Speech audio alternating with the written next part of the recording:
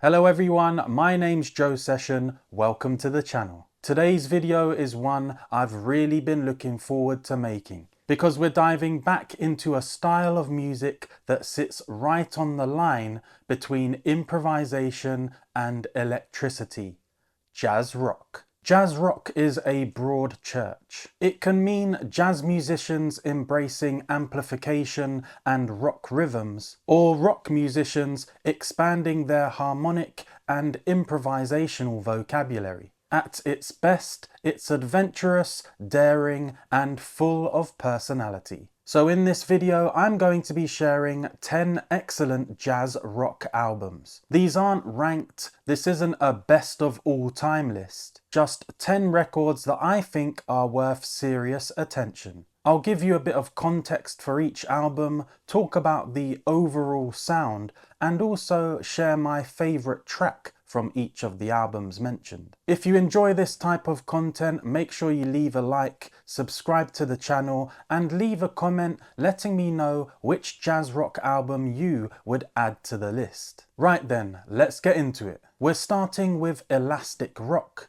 by Nucleus, released in 1970. The album is often cited as one of the earliest and most important British jazz rock records, and for good reason. Led by trumpeter and composer Ian Carr, Nucleus managed to fuse the language of post-bop jazz with the energy and amplification of rock in a way that felt organic and not forced. Elastic Rock doesn't abandon jazz complexity, but introduces heavier grooves, electric textures, and a real sense of momentum. There's a looseness to the playing that makes the music feel alive and exploratory. My favourite track here is Taranaki. It's a great example of how the band balances structure and freedom, with strong themes giving way to expansive improvisation. It's powerful, dynamic, and a landmark moment in British jazz rock. Next up is Bundles by Soft Machine,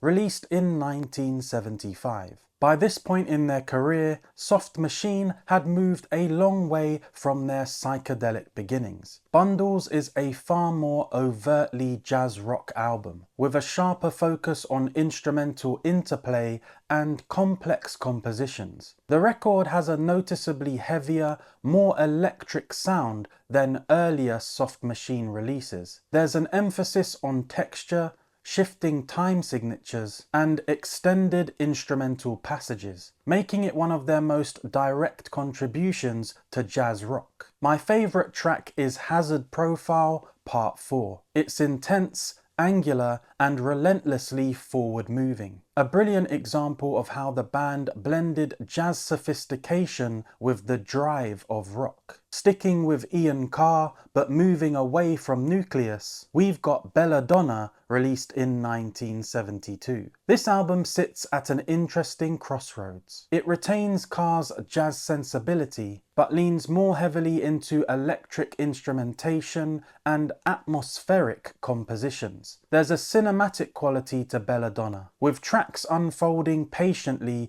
rather than rushing to make a statement. The album feels introspective at times, but never loses its sense of groove. It's jazz rock that prioritizes mood as much as virtuosity. My favourite track is Summer Rain, a beautifully evocative piece that shows Carr's strength as a composer. It's spacious, lyrical, and quietly powerful. Next is The Dancer by guitarist Gary Boyle, released in 1978. This album represents a slightly later phase of jazz rock, where fusion had matured and diversified. The Dancer blends jazz harmony with a smoother, more refined rock feel, without becoming overly polished. Boyle's guitar playing is expressive and melodic, serving the music rather than dominating it. The album flows well as a complete listening experience, with plenty of subtle shifts in mood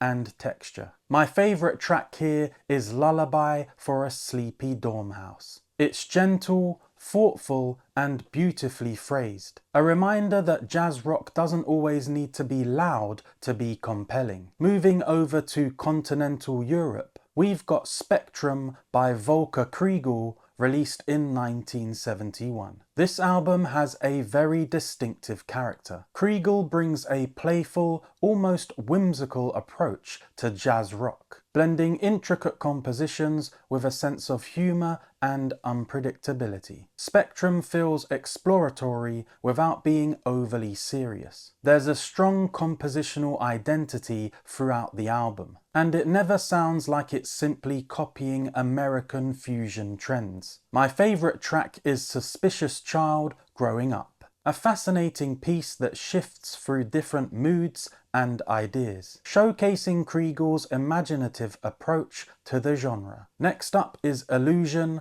by Isotope, released in 1974. This album represents British jazz rock at its most sophisticated. The compositions are tight, the grooves are deep, and the improvisation always feels purposeful. Illusion feels confident, like a band that knows exactly what it wants to say. There's a strong sense of balance here, complexity without excess, and accessibility without compromise. My favourite track is the title track, Illusion. It's expansive and engaging, with a strong thematic core that keeps drawing you back in. Now we move on to one of the most influential jazz fusion bands of all time. Return to Forever with Where Have I Known You Before, released in 1974. This album marks a shift towards a more electric, rock-oriented sound for the band, while still retaining a strong jazz foundation. The compositions are bold, energetic, and technically demanding, but always musical. It's an album that helped to define what jazz rock and fusion could be in the mid-70s. My favourite track is The Shadow of Low. Dramatic, powerful, and full of contrast. It's a standout moment on an already impressive record. Next is Symbiosis by Jazz Q, released in 1974. This is a fantastic example of jazz rock coming out of Eastern Europe, and it has a very distinctive feel. The album blends jazz improvisation with progressive rock structures, resulting in music that's both complex and emotionally resonant. Symbiosis lives up to its name. The different influences genuinely feel integrated rather than stitched together. My favourite track is Lost Soul. It's atmospheric, reflective, and beautifully constructed, showing the band's ability to create depth without excess. Now onto something a bit different,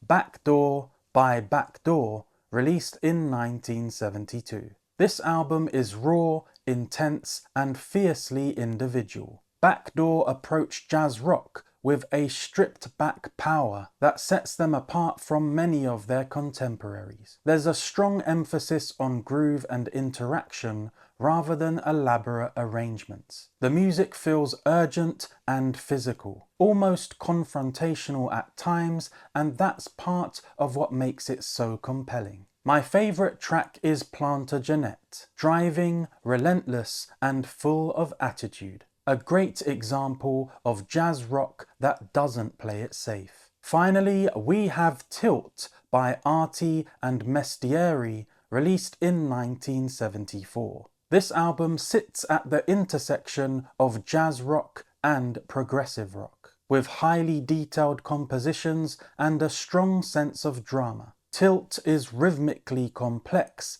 and compositionally ambitious, but it never feels cold or mechanical. There's a real sense of storytelling in the music, with each track unfolding like a carefully constructed narrative. My favourite track is Gravita 981, an exhilarating piece that showcases the band's technical precision and creative vision. So there we have it, 10 excellent jazz rock albums, spanning different countries, styles, and approaches, all united by a willingness to push boundaries. Jazz rock is a genre that rewards repeated listening, and every album on this list has more to reveal the deeper you go. Let me know in the comments which of these albums you're already familiar with, and which ones you're planning to check out for the first time. And of course, feel free to suggest any jazz rock albums that you feel deserve a place in a future video. If you enjoyed the video, remember to give it a like.